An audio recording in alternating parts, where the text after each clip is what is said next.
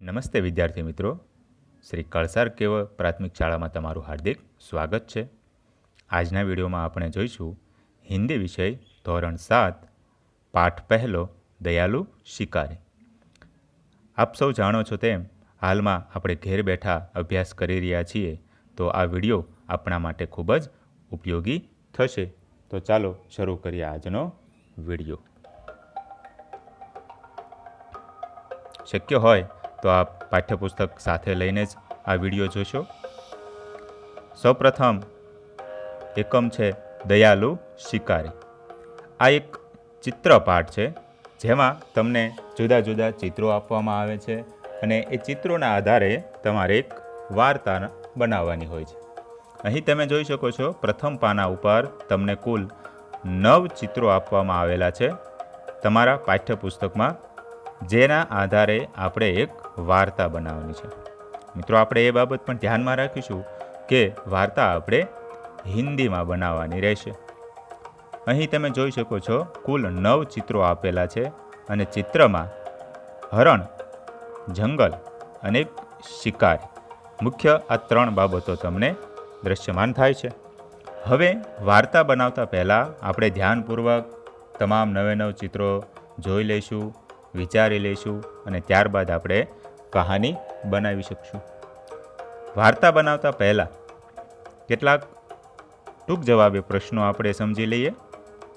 જેમ કે પહેલું, પહેલે ચિત્ર મેં ક્યાં હૈ?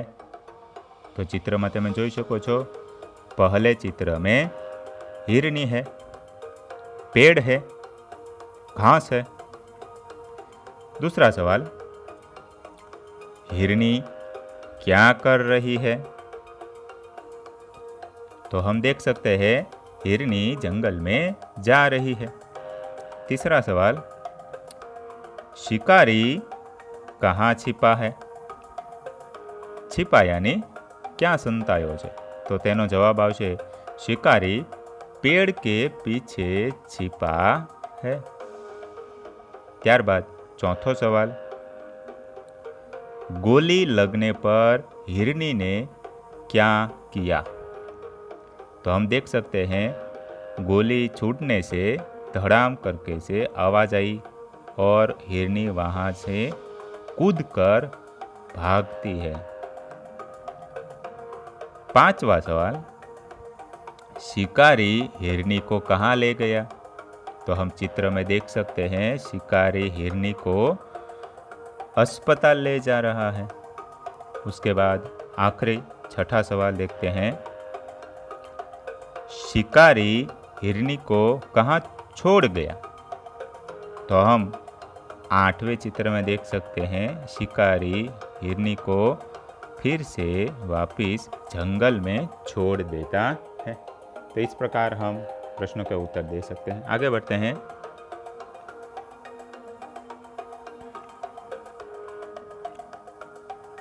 હવે મિત્રો, આપણે આ ચિત્રના આધારે વાર્તા બનાવવાની છે, તો ધ્યાનથી વાર્તા સાંભળજો. સૌપ્રથમ વાર્તાને આપણે યોગ્ય શીર્ષક આપીશું. અહીં તમે જોઈ શકો છો વાર્તાને શીર્ષક આપવામાં આવ્યું છે દયાલુ शिकारी. अब हम कहानी को ध्यान से पढ़ते हैं. एक बहुत बना घना जंगल था. एक दिन एक शिकारी उस जंगल में शिकार करने आया. जंगल में उसने एक सुंदर हिरनी को देखा. हिरनी ने एक छोटे शावक को जन्म दिया था. हिरनी और शावक घूम रहे थे. शिकारी हिरनी का शिकार करने के लिए बंदूक से गोली चलाता है. गोली हिरनी की टांग में लगती है. हिरनी भागती भी नहीं और वहीं बैठ जाती है. छोटा शावक भी माँ के पास बैठ जाता है. यहाँ पे आपने देखा शावक, शावक यानी हिरनी का बच्चा. आगे बढ़ते हैं. शिकारी दौड़ता हुआ हिरनी के पास आता है. उसने देखा कि हिरनी की आंखों में से आंसू निकल रहे हैं और एक बहुत छोटा शावक उसके पास बैठा है. शिकारी को यह दृश्य देख पछतावा हुआ। शिकारी तुरंत हिरनी को अस्पताल ले गया। डॉक्टर ने हिरनी के पैर में से गोली निकाल ली। गोली निकलने से हिरनी स्वस्थ हो जाती है। शिकारी बहुत खुश होता है। वह हिरनी को वापस जंगल में छोड़ आता है। हिरनी और छोटा शावक फिर से जंगल में घास खाने लगते हैं। તો બાળ દોસ્તો, તમે જોઈ શકો છો અહીં કુલ 9 ચિત્રો આપવામાં આવેલા હતા અને એ ચિત્રોના આધારે આપણે વાર્તા બનાવે. આગળ વધીએ.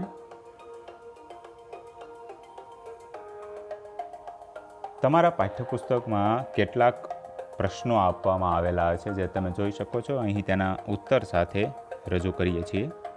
પહેલો સવાલ, आपने किन किन पशुओं को देखा है?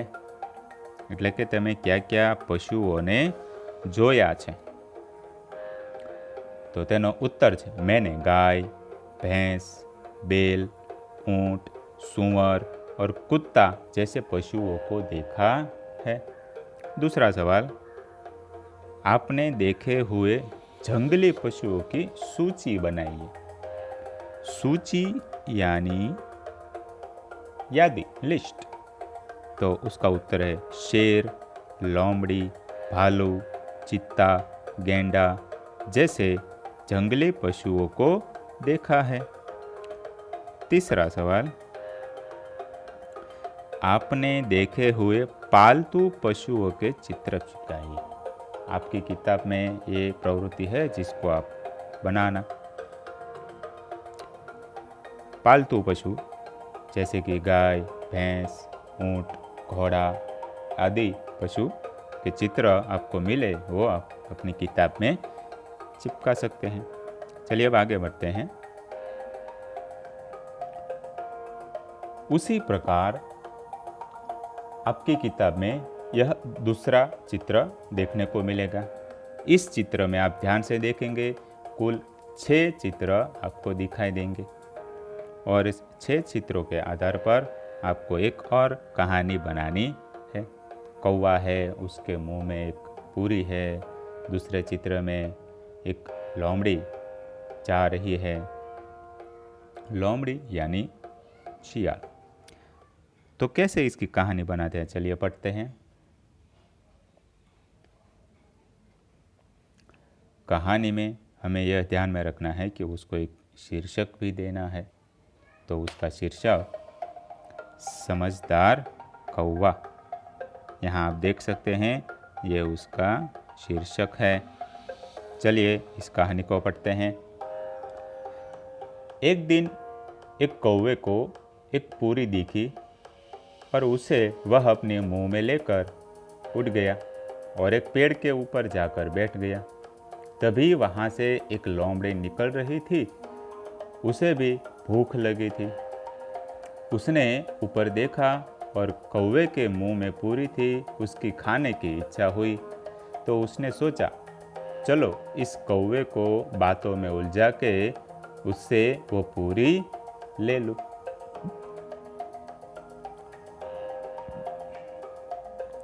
लोमड़ी ने कौवे को बुलाया. कौवे भाई, कैसे हो? बहुत दिन बाद मिले हो. काफ़ी दिन से आपकी आवाज़ नहीं सुनी, तो आज आपकी मधुर आवाज़ में गाना सुनना है. ये बात सुनते ही कौवा लोमड़ी की चालाकी समझ गया. उसने अपने पूरी को पंजे से पकड़ लिया और फिर काँव काँव करने लगा. यह देख लोमड़ी को समझ आ गया कि कौवा उसके बात में नहीं आया. वो समझदार लग रहा है और लोमड़ी वहाँ से चली गई. उसके बाद कौवे ने अपनी पूरी आराम से मज़े से खाई. सचमुच हमें अपने आप पर भरोसा होना चाहिए. दूसरों की झूठी बातों में नहीं पड़ना चाहिए. तो मित्रों, અહીં કુલ 6 ચિત્રો આપવામાં આવેલા હતા અને એ 6 ચિત્રોના આધારે તમે કહાની સાંભળી. હવે આગળ વાત કરીએ. તમારા પાઠ્યપુસ્તકમાં એક ઓર પ્રવૃત્તિ આપવામાં આવેલી છે. પ્રશ્ન 2, વર્ણ પરસે શબ્દ લીખી. અહીંયા તમને એક અક્ષર આપવામાં આવેલો છે, દાખલા તરીકે ક. તો ક શબ્દ ઉપરથી શરૂ થતા શબ્દો આપણે લખવાના રહેશે. જેમ કે ક કમલ, કાલા, કાગજ અને કોયલ. એવી જ રીતે માં, માનવતા, મેરા, મિલના, મનાના અને માન. ત્યારબાદ પાણી, પવન, પીલા, પતંગ, પેર અને પરી. અને ચોથું છે અજગર, આકાશ, અમિત, અનિતા, આવાજ. મિત્રો, અહીંયા આપણે ખાસ એ બાબત ધ્યાન રાખશું, કોઈ શબ્દ ગુજરાતી અર્થવાળો ન હોવો જોઈએ, હિન્દી જ અર્થ લખવાનો છે અને અર્થપૂર્ણ શબ્દ હોવો જરૂરી છે. આગળ વધીએ. આજના વિડીયોમાં આપણે આટલું જ. નવા વિડીયોમાં આપણે ફરી મળીશું. ખૂબ ખૂબ ધન્યવાદ. Thank you.